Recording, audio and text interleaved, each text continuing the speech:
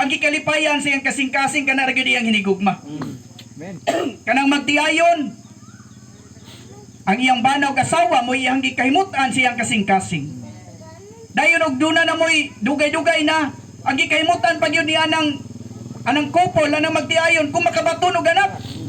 Nan kita nga mga tao doon na manggalit tay tinguha sa atong kasing-kasing. Unsa paghanang Dios nga nagbuhat nato mga higala mga igsoon. Amen. Unsay gitinguha sa iyang kasing-kasing makabaton og tawo. Amen. Di lang igo nga dunay tawo kun dili katong mga tawo nga mudawat sa atong Dios. Amen. So dili gamay nga butang ang pagsangyaw sa ebanghelyo. Amen. Kami dito gyud amo yung gipanlimbasugan ng kutob sa mahimo sangyaw gyud ta. Amen. Bahalaw ka ng tawhana, mga panimalayag dili sa mudawat karon.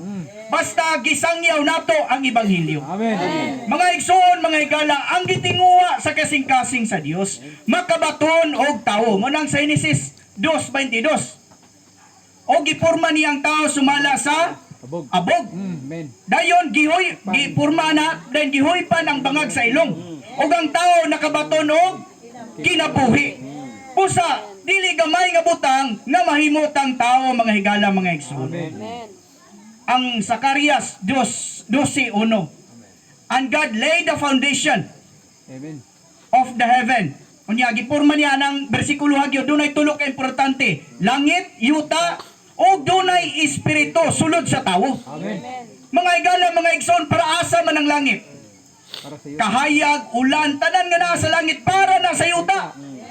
Para nga mamaayo ang mga tanom ni ning yuta. Amen. O ang tanan nga mga mutubo aning yuta para asa man.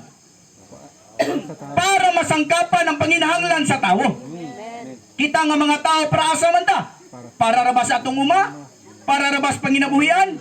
Mga higala, mga igsoon, ang tao dunay espiritu, kay ang espiritu sa tao kana alang sa tuang Dios. Amen.